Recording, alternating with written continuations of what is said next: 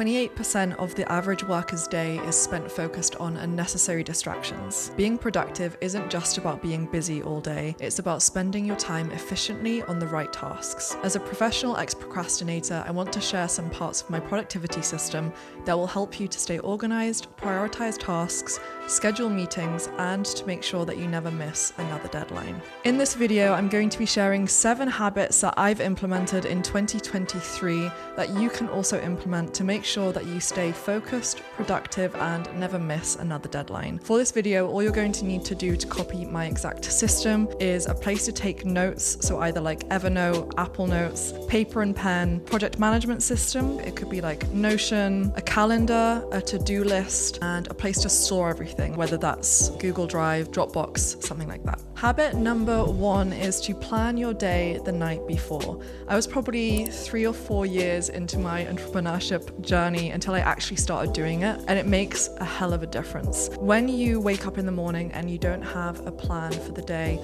you're just not setting yourself up for success. There's something called decision fatigue, which is where the more decisions your brain has to make, the less efficient you're becoming. So if you can prepare and plan as much as possible the night before, it means that from the moment you wake up, you kind of are just on autopilot and you can save all of that brain energy for the tasks that really matter. So what I would suggest doing is leaving 30 minutes at the end of your day, just sit down and plan out your day by time blocking and by prioritizing the most important tasks. Other things that are going to help you with your work as well is even laying out your clothes. If you work out straight away in the morning, can you lay out the clothes you're going to be putting on in the day? So when you wake up, you just have your alarm, you wake up, you have your clothes ready, you do your workout, you have your work stuff ready, and then you have your to-do list. You can get straight into work and just start making decisions when you sit down at your desk. Habit number 2 is a morning routine that is going to set you up for success. As you'll notice, we even touched this in habit number 1. A lot of these habits are a mixture of the actual tangible work stuff that you can implement and also everything that you do in between and around it to make sure that you are not setting yourself up for burnout. Breakfast, meditation, what are you doing in the first 60 minutes of your day to make sure that you're creating the right headspace to be able to get into your work ready to go. You do not look at your phone for the first 60 minutes. Ideally, your phone is away until like after lunchtime, after you've done all of that deep work. First hour, try and protect your energy, create a calm mind, a good headspace, and then you'll be more ready to get into your work. Another thing that I wanted to touch on is a mix of yin and yang energy. So if we apply this to productivity, yin is the feminine energy and yang is the masculine. So yin might be the things that we're speaking about in terms of meditation, resetting, recharging, the calmness in between the storm. And then yang is the masculine energy. So it's taking that energy and applying it and driving it into things that you need to get done. So that's like the hustle, the hard work. Whether you're a man or a woman, it's not about gender here. It's about having a really good balance of these 2 energies to make sure that you do not burn out. So yes, habit number 2 is setting yourself up for success with your morning routine in the first 60 minutes of your day. Now, if you're the kind of person that writes endless to-do lists and they just seem to kind of pile up on the shelves like old books and never get checked off, then I have something that is going to help you. The number 1 factor that kills productivity is procrastination. And the magic mix to making sure that you accomplish your goals is to have a plan that you hold yourself accountable to. For this video, I've actually partnered with HubSpot to give you a free guide called How to Be More Productive at Work that will make sure you actually do the work and implement everything that we're going over in this video. In this guide, you'll learn how to start your day properly, why getting through the afternoon slump doesn't have to be difficult, and also some tips on how to master remote work.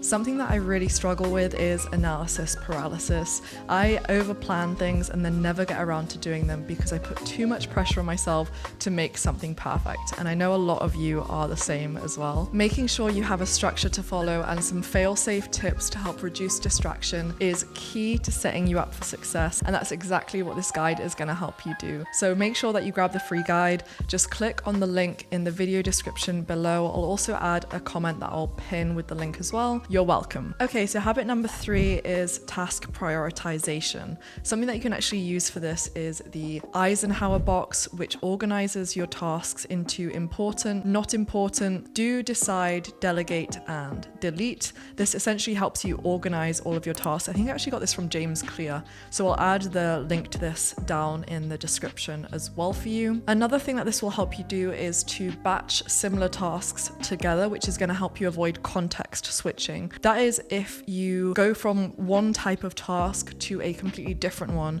and when you're switching tasks, it actually takes your brain a little bit of time to like recalibrate and switch into the new kind of focus of what it needs to give you to be able to complete that task. So keeping all these tasks batched and in categories is going to help you reduce decision fatigue, avoid context switching, and it's also going to help you prioritize and delegate any other tasks, which can be given to a team member, or you can hire like a VA or someone to do if it's something that's going to suck up a lot of your time and energy.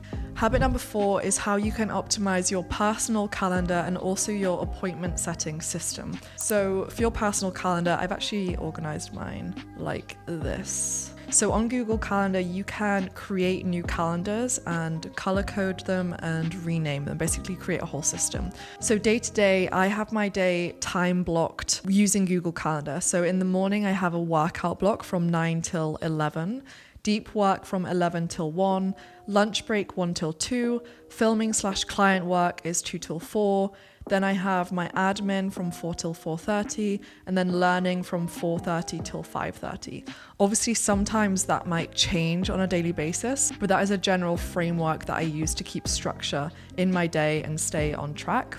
Then I have created some different calendars that I link all onto my main business calendar. The first calendar that I use is Daily Flow, which is kind of what I just outlined. Then I have filming. So if there's a video that I need to film, for example, like this video is a collaboration with HubSpot, I need to like make the right amount of time for it to be able to schedule it and hit deadlines. Filming, LBA, which is LinkedIn Blueprint Academy, that's my high ticket program. So when I have LBA work to do, content to create, I'll have that as a label in the calendar. LBA application calls with an automatic color when somebody books a sales call, like an application call on my calendar. Then I have personal, which is just anything that I have to do in my personal life, which is not related to work.